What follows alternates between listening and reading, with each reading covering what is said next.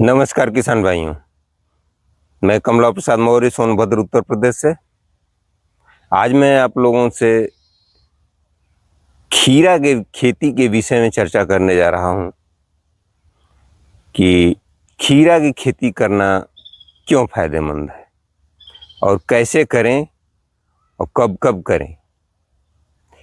तो हम लोगों के प्रदेश में एरिया में खीरा की खेती नवंबर, दिसंबर, जनवरी के अलावा सभी महीनों में की जा सकती है। तो फरवरी से शुरू करके सितंबर तक की जा सकती है।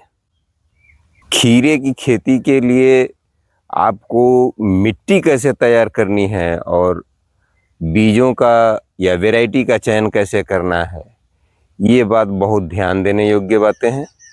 और जब टेम्परेचर बहुत अधिक होता है, जैसे गर्मियों में जब आप मार्च अप्रैल में खेती करते हैं तो समस्या थोड़ा ज़्यादा आती है।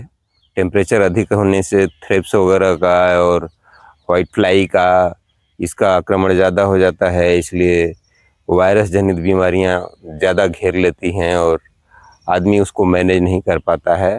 तो बारिश के मौसम में जब जुलाई, अगस्त, सितंबर का महीना चल रहा होता है तो इसमें आप बड़े आराम से खीरा की खेती कर सकते हैं और इसमें जो है कम से कम मैनेजमेंट में काम हो जाता है। तो इसके लिए जो सबसे बड़ी बात है खेत की तैयारी की। तो खेत के तैयारी के विषय में आप समझ लीजिए कि अगर आप पर्याप्त मात्रा में जैविक खाद अपने खेत में दिए हैं तो कम से कम आपको रासायनिक उर्वरक देनी पड़ेगी। तो अगर आप एक एकड़ खेती करते हैं खीरे की तो 1 एकड़ में कम से कम 6 से 7 टाली खूब सड़ी हुई गोबर की खाद अगर आप डाल सकते हैं तो डाल दीजिए, अगर मिल जाए तो उपलब्ध हो तो। वरना जो चीज़ उपलब्ध हो, जैसे आपके यहाँ अगर मुर्गी की खाद उपलब्ध हो तो मुर्गी की खाद 3 टाली कम से कम डाल दीजिए।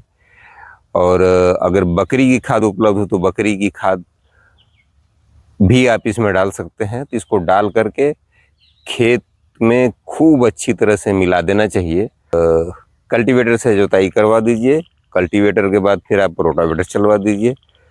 और बारिश लगातार हो रही है, अगर बारिश जैसे ही खुलती है आप इसका प्रबंधन कर सकते हैं और खीरा की खेती आप कर सकते हैं। तो खीरा खेती के लिए आप वैरायटियों का चयन करते हैं तो वैरायटियों में बीएनआर का क्रिस है जो बहुत बढ़िया वैरायटी है। ये लगभग 30 से 35 दिनों में फर्स्ट हार्वेस्टिंग इसकी आ जाती है, तो आप इसकी भी खेती कर सकते हैं। वैसे ईस्ट वेस्ट का नाजिया है, आप इसकी भी खेती कर सकते हैं, ये भी बहुत अच्छी वैरायटी है और काफ़ी लोग इसको करते हैं। ईस्ट वेस्ट की कामिनी है, आप इसकी भी खेती कर सकते हैं। रोहन केसरी है, आप उसकी भी खेती कर सकते हैं। कई वैरायटियां हैं, बीएसएफ की एक वैरायटी है, अच्छी वैरायटी है, सेमिनिस की अच्छी वैरायटी, जितनी ब्रांडेड कंपनी है सबकी अच्छी वैरायटियां आती हैं। इन वैरायटियों को लेकर आप खेती कर सकते हैं। और खेती करने के लिए पहले बीज का आपने चुनाव कर लिया, मिट्टी की तैयारी आपने कर लिया, उसके बाद आप बेड प्रिपरेशन की बात आती है। तो जब आप खूब मिट्टी बना लेते हैं, भरभरी मिट्टी हो जाती है, तो आप रेज मेकर द्वारा इसका बेड बना लेते हैं। लगभग लाइन से लाइन की दूरी, एक बेड से बेड की दूरी जो है कम से कम 5 फीट होनी चाहिए। अगर आप सिंगल रो में लगाते हैं तो आप 3 फीट भी रख सकते हैं। अगर आप डबल रो में लगाते हैं तो आपको 5 फीट रखनी पड़ेगी। तो 5 फीट की दूरी आप रख सकते हैं, लाइन से लाइन की दूरी। और पौधे से पौधे की दूरी अगर जैसे क्रिस है तो आप इसको 1 से 1.5 फीट रख सकते हैं। बारिश के सीज़न में लगा रहे हैं तो 1.5 फीट 2 फीट भी रख सकते हैं। अगर गर्मी के सीज़न में लगाते हैं तो इसको 1 फीट रखना चाहिए। कि नाजिया लगाते हैं ईस्ट वेस्ट की या फिर कामिनी लगाते हैं तो ये थोड़ा ज़्यादा बढ़वार वाली फसलें होती हैं, तो इनको 2-2 फीट पर लगाना चाहिए। बाकी जो बेड से बेड की दूरी है वहीं रहेगी। तो ये बेड बना लेना है। अब बेड बनाने के बाद अगर आप इसमें बेसल देना बड़ा ज़रूरी है, तो आप इसमें प्रति एकड़ कम से कम 1 बैग डीएपी और 1 बैग पोटास, इतना तो आपको देना बहुत ही ज़रूरी है। और उसके बाद इसमें कम से कम 5 किलो सल्फ़र मिक्स करके इसमें आपको दे देना है। और जब पूरे खेत में नहीं देना है, बस उसी बेड पर ही देना है, और बेड पर देने के बाद फिर ऊपर से मिट्टी से इसको ढक देना है। और भी ढक देने के बाद फिर इस पर ड्रिप डाल देना है। और ड्रिप जैसे ही आप इस पर बिछाएंगे बेड पर, तो ड्रिप बिछाने के बाद फिर इसको चालू करके हम देखते हैं। ड्रिप को चालू करते हैं तो जहाँ जहाँ पानी नहीं जाता है वो उसके विषय में, जहाँ जिसे ड्रिपर चोक हो गया है तो वो चेकिंग हो जाती है। उसके बाद ही फिर हम इस पर मल्चिंग डालते हैं। फिर मल्चिंग बिछा देते हैं। मल्चिंग आपको 25 माइक्रोन की लेनी है। 25 माइक्रोन की लेंगे तो इसमें 3-4 क्रॉप आप ले सकते हैं। और एक चीज़ आप अच्छी तरह से समझ लीजिए कि अगर आप खीरे की खेती करना चाहते हैं तो आपको तार बांस पर ही करना है। अगर आप ज़मीन पर करते हैं तो ऐसे समझ लीजिए कि सफलता न के बराबर मिलती है।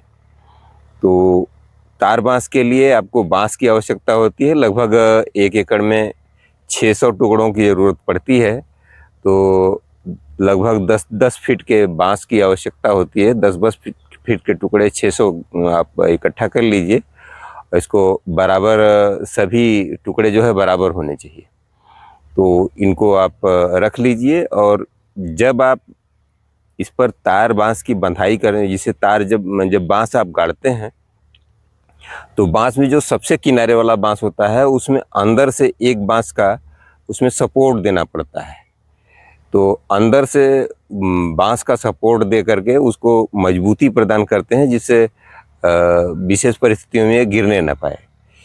तो इस प्रकार से ऐसे कर लेते हैं। और कम से कम 3 जगह, एक जिसे 10 फीट है तो इसमें 1.5 से 2 फीट तक तो ज़मीन में चला जाता है। अब बचा 8 फीट। 8 फीट में भी ऊपर वाले हिस्से में मजबूत रस्सी, एक नायलॉन की आती है, उसको आप खींच करके और पूरी तरह से किनारे किनारे खूंटे गाड़ करके और बांध दिया जाता है। और फिर ऊपर से लेकर नीचे तक 2-3 रस्सियाँ 3 रस्सियाँ बांधी जाती हैं, एक बीच में और एक एकदम नीचे बांधी जाती है। तो इन्हीं रस्सियों में फिर हम पतले धागे को हम की जाल बनाते हैं ऊपर नीचे करके। तो इसी पर हम खीरे को चढ़ाते हैं। और इसमें देरी नहीं होनी चाहिए, क्योंकि जब बरसात में आप खेती करते हैं तो इसकी बढ़वार बहुत ज़बरदस्त होती है। तो जल्दी जल्दी बढ़ता है। तो ये 35 दिन में जब हार्वेस्टिंग आने वाली है तो आपको दिन गिनते देर लगेगी और हार्वेस्टिंग आते देर नहीं लगेगी। तो आप इस तरह से कर सकते हैं। और जैसे ही फसल 3-4 दिन की हो जाती है तो आप इस पर NPK 19-19-19 2 किलो प्रति एकड़ की दर से शुरुआत करके आप इसको 2.5 किलो, 3 किलो और 4 किलो इस तरह से कर देते हैं। और जब ये 25 दिन की लगभग फसल आपकी हो जाती है तब इसका NPK का जो आपका डोज चल रहा था इसको बंद कर देना है। फिर आप 13-0-45 या 0061 ये सब खाद को आप चलाना शुरू कर देंगे। उसके बाद आपको मैग्नीशियम सल्फेट और कैल्शियम नाइट्रेट और बोरान, इनका भी साथ में उपयोग करना बहुत ज़रूरी है, जिससे आपकी फसल में, आपके फ्रूट में गुणवत्ता बनी रहे। तो इसके लिए प्रॉपर तैयारी के साथ और खेती को पूरा करना होता है। तो उसके बाद जैसे ही आपकी फसल में फूल दिखाई देने लगें तो उससे पहले ही आप इसमें फेरोमोन ट्रैप, जो डिब्बे की आकार का होता है, इसको लगाना जो बहुत ज़रूरी होता है। कम से कम 10 से 12 जगह आपको 1 एकड़ में लगा देना है। अगर आप 20 जगह लगाते हैं तो और अच्छी बात है। और इसमें येलो स्टिकी टेप और ब्लू स्टिकी टेप भी लगाना बहुत ज़रूरी है। इसमें जो फ्रूट फ्लाई होती है या फिर वाइट फ्लाई होती है, या ये सब जो है, या माहो होती है, ये इसमें चिपक करके मर जाती हैं। तो इससे हमको अंदाज़ा लगता है कि हमारे खेत में कीड़ों की संख्या कितनी है। उसी के हिसाब से हम अपना पेस्ट मैनेजमेंट भी करते हैं।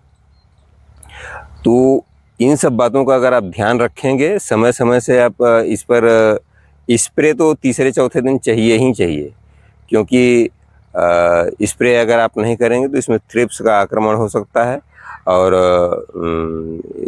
एफिड का, जेसिड का भी आक्रमण हो सकता है और व्हाइट फ्लाई का आक्रमण हो सकता है, जिससे वायरस जनित बीमारियां आपके फसल में आ सकती हैं, जिससे फसल आपकी खराब हो सकती है। तो इस सब बातों का ध्यान देकर के अगर आप खीरे की खेती करते हैं तो खीरे से अच्छा इनकम लिया जा सकता है।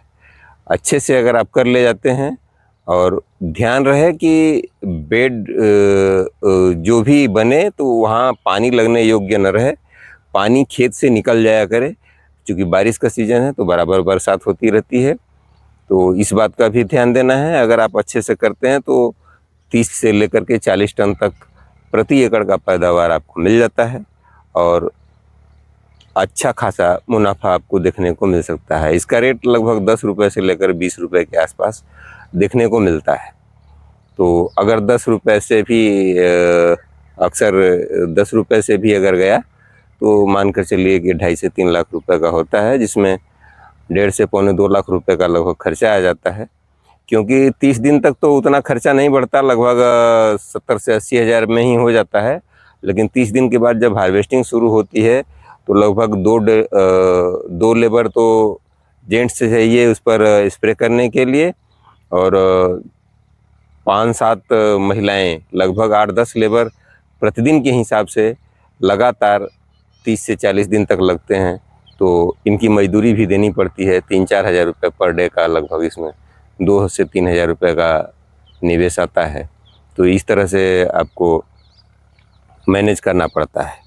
तो इस तरह से अगर आप खेती करेंगे तो आप 1-1.5 लाख रुपए तक कमा सकते हैं प्रति एकड़, और ये लगभग 90 दिनों में क्रॉप की साइकिल पूरी हो जाती है। और इस क्रॉप की साइकिल पूरी होने के बाद आप चाहें तो फिर दोबारा से वो इस पेड़ों को, इन पौधों को सिर्फ उखाड़ करके फिर वहीं पर नए पौधों की ट्रांसप्लांटिंग कर दी जाती है और फिर से लगभग वहीं 30-35 दिन बाद फिर से आपको प्रोडक्शन चालू हो जाता है। और वहीं ड्रिप रहेगा, वहीं मल्चिंग रहेगी, सब कुछ वहीं रहेगा, उसी के हिसाब से आपका काम चलता रहेगा। तो एक तरह से एक हमारे अनुभवी किसान थे, उन्होंने कहा कि मैं इस पर 8 बार खीरा ले चुका हूँ, एक ही ड्रिप मल्चिंग पर। तो ड्रिप मल्चिंग का अलग फ़ायदा है। एक तो आप जब चाहेंगे पौधे के पास तक न्यूट्रिशन पहुंचा लेंगे, खाद पहुंचा लेंगे और पानी दे लेंगे, जब चाहेंगे तब उनके पेड़ों तक पहुंच जाएगा। और दूसरा जो फ़ायदा ये है कि घास निराई गुड़ाई का खर्चा इतना लंबा हो गया है कि अगर आप टेक्नोलॉजी का उपयोग नहीं करेंगे तो निराई गुड़ाई करते करते आप थक जाएंगे और आप खेती नहीं कर पाएंगे, आपको घाटा हो जाएगा। तो ये रही आज की वीडियो मित्रों। अगर आपको यह आज की वीडियो अच्छी लगी हो तो वीडियो को लाइक कर दीजिएगा, साथ में टॉपर किसान चैनल को सब्सक्राइब जरूर कर लीजिएगा। तो अगली वीडियो में फिर आपसे मुलाकात होगी, तब तक के लिए आप हमको आज्ञा दीजिए। नमस्कार, धन्यवाद। जय जवान, जय किसान, जय विज्ञान।